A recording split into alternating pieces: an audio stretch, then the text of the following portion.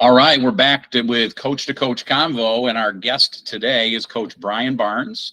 Known Brian for a while through the Coaches Association and those kinds of things, and he's got an exciting new job that we'll hear about, and also kind of branching off into fun and interesting and meaningful side hustle, I guess you'd call it.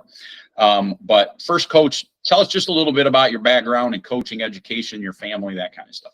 For sure. Thanks, Coach. Yeah, I'm excited to talk to you today. You're doing great things as well, and I'm glad to be here talking to you. So, I've been pretty much involved with sports and education since I got out of high school in 1996 to some degree. I've coached multiple sports, football being at the top of the list. And over time, I've grown in the profession a little bit. I was a young assistant coach. There was one time in my life I wanted to be the youngest head coach in the state of Michigan. That was kind of one of my goals, and that didn't happen. But I knew at an early age that was something that I wanted to do. And this journey has taken me a lot of cool places. I've met some great people. I've worked as a graduate assistant at Wayne State University, been a 10-year head coach, worked for the Detroit Lions. I'm involved with the Girls Flag Football Initiative in the state of Michigan right now. And obviously last year I coached in our high school all-star game. So it's been a great journey and a great ride. If you would have told me, 20 years ago when I first got into this, all of these things would have taken place, I'd say, that's a pretty exciting career, and I'd really be proud of that. And so, my next step, Coach, I'm just took over at Waterford Kettering High School. So I'm going from a school of about 270 kids to a school of 1,000 kids. So it's a little bit of a transition, but I'm excited to get going, and we've been doing some things already this summer, but I'm really excited for the fall. Well, I kind of made a similar transition going from a school of about 400 to a school of about 1,200 when I first got to Jackson, and it's a different breed of cat. I mean, right? It's just dealing with bigger numbers and bigger staff and all those kinds of things. Coach, you're not kidding. So that's one of the things early on. Like I wasn't used to this. So when I first got at my previous stop, Bishop Foley, our first summer camp, we had 9 kids show up, and I knew all of them. Excuse me, I knew all of them by name, and that was pretty easy. And now, we went back to putting the tape on the back of the helmets with everybody's name, just so I could start, picking kids out and remembering kids. And, as a staff, instead of talking about, hey, that, that kid with that body type or the long hair or the short hair, or whatever, and, no, we have to make sure we know who we're talking about. But definitely that's been a challenge. And like you said, having a bigger staff, making sure guys that fit into your philosophy and what you're trying to accomplish is big too. So definitely a transition. So how did that process? I guess I'm really interested in putting a staff together. How did that work for you? Were you able to bring some guys with you from Foley, or was it an all new group? Yeah, in my opinion, when people ask me this, like, what's the hardest part about being a head coach? And in my opinion, there you could say a lot of different things, but it starts with your staff. You need to make sure you have good guys that are in it for the right reasons, that want to do what's best for the kids, regardless of their football acumen and their X's and O's knowledge. You have to make sure that they're good with kids and they want what's best for them, and they can help they do a good job, getting their coaching concepts across to those kids so they can understand it easily. And so what I did is, I think it's important. I talked to all the guys on the previous staff that were interested in sticking around. And I think it's important in the transition that you do have some guys that can help you out with some things and help out with the kids, or help out with some of the staff members at the school that you may not have met yet, and they have some insight to that. And so I talked to some guys, and there were some guys that definitely fit the role of what I wanted as guys on my staff, and they're great guys, and they're willing to learn our scheme and our concepts, and they've been studying a lot and talking with me. So first and foremost, that's the first thing I did. And then the second part to that is I've been blessed. A lot of the coaches that were with me at Bishop Foley decided to come with us to Waterford Kettering. And so that's helped a lot in the transition as well. We're not completely starting from scratch out there. So it's been a good mix.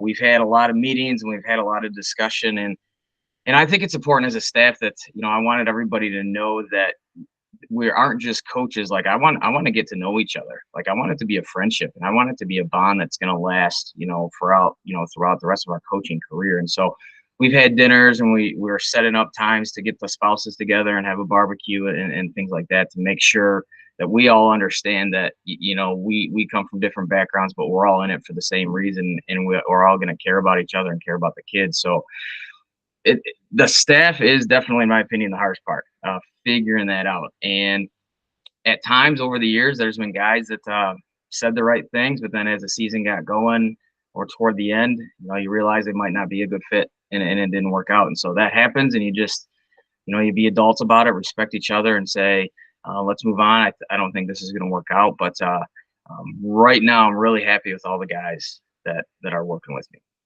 Well, you're right. I mean, the staff piece of it is huge, and it sounds like you're doing all the right things, doing social things together and getting the spouses involved, I think is the critical piece, because if you can get them bonded and get the spouses bought in terms of longevity of your staff staying together, that I think is the critical piece, because the coaches will always want to stay, but a lot of times the family obligations and those things will pull it away. But if the spouse is bought in, you've got them for good. Right. That's for sure.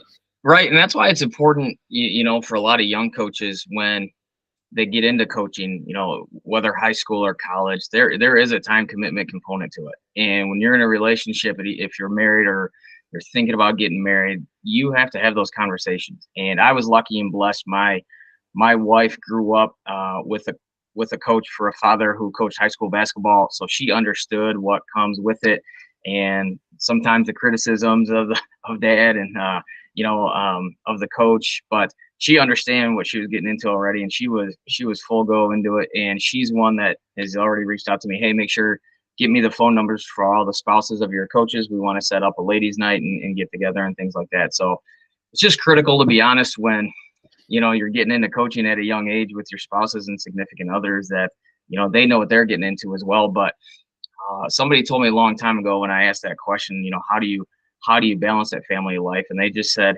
make sure your wife and your kids are a part of everything that you do with football. And so my girls are a little bit older now; they're all teenagers. But even last week we had a 7-on-7 session, and my 3 daughters wanted to come with me. So when they were at a young age, we involved them with everything that we did, so they can understand that what daddy's doing, but also keep them a part of our life, right? Because as coaches, sometimes, especially in the season, this guy, like, we get so caught up, especially on the weekends, that if we're not watching that extra film or that extra game planning, and we feel like we're going to be behind. So if we include our families as much as possible, we'll be doing okay. And that's critical, man. I always tell my assistants, and I think younger coaches today are more resistant to doing this, but I'm like, bring your kids to practice. Like, don't find a babysitter so you can come and coach football. Like, just bring them. They're going to get run over. They're going to get run over once. They're going to be fine. They'll learn to get out of the way. Right. I mean, Right. I don't have a problem with a 4 or 5-year-old kid running around, because it helps you build your players, right? They see the coaches being good dads and involving their kids in their life, and that's really what this is about, man. Let's build some great dads. So for sure, I agree. So you, along that same line now, have branched out, and you're doing some speaking and some writing, and talk to us about that. Yeah, thank you. So I obviously, when you get into coaching, we do a lot of reading. We read a lot of books. We're trying to find that extra edge that we could get anywhere. And so about 10 years ago, I became a big John Gordon fan, as I know you are as well, and began reading some of his stuff. And I've met some great coaches, on this coaching journey. And I was actually at a coaching retreat with some friends of mine, and just through the Fellowship of Christian Athletes. And we have basketball coaches there, football coaches there, other sport guys, baseball guys there. And we just got talking, and one of them was become a pretty good friend of mine, Mike Masucci. He's a local basketball coach here in the Metro Detroit area. He's written a book, and he does some things. And he kind of put it in my ear. He said, "Hey, why don't you think about starting, some speaking stuff, or speaking business, or like a consulting type thing?" And I remember thinking about it a little bit, and I said, "Yeah, I think that'd be pretty cool, because I think as coaches, we're good motivators anyway, and our message really, is transient to everybody in society." And so I ended up going back to it. My wife, we for our anniversary, we went down to a John Gordon conference in Nashville. So it was great, and she wanted to go down. She thought it'd be really cool. So I spent all day at a conference while she got to hang out in Nashville. So it worked out pretty well for both of us. But I went down there, and I just said, you know what, like, all right, we're doing this. It's really simple. And I just started jotting down some ideas. Got to know some people at the conference that I met who hooked me up with some other people, and the networking part of it is so important. And I said, all right, I'm doing this. And so I started Be a Rock LLC. Initially, I offered my services for free. I just said, look, anybody's willing to give me an opportunity, I'd love to come talk to you. And so since then, I've talked to sports teams, I've talked to real estate agencies, I've talked to the Disability Network in Southeast Michigan. I am a co-author in a book, the Impact of Influence series regarding in overcoming adversity. And so a lot's going on right now. I'm in the process of writing my own book. Part of this coaching transition in life a little bit. My oldest daughter just graduated high school. There's a lot going on this summer, so that's kind of taking a step back. But next off season, I'm definitely really going to hit that hard, and I have a goal to have that completed by early spring of 2025. And it's exciting as coaches. Like not that we're not busy enough with coaching and teaching or whatever our job is and leading our life, but you always wonder if you can do more. And I wanted to challenge myself a little bit and get outside my comfort zone. And it's been a lot of fun, and hoping in time to take it to the next level. That's awesome. John Gordon's a good one to follow for sure. Absolutely. So tell our listeners how they can get in contact with you, where they can reach out to you on social media or email. Yeah, it's really easy. So they can reach out to me directly. My personal email is just coachbarnes2020@gmail.com. You can find the Be a Rock LLC page on Facebook. That's what I have right now. On Twitter @coachbarnes20. It's the easiest way to get a hold of me. If you're interested in any of my material, you can reach out to me again at my personal email or bearock2020@gmail.com. And if you're interested in my services to come speak to an organization, I've done virtual sessions with companies as well. There's a lot of different ways I can get my message across to you. All right. Well, thanks a lot.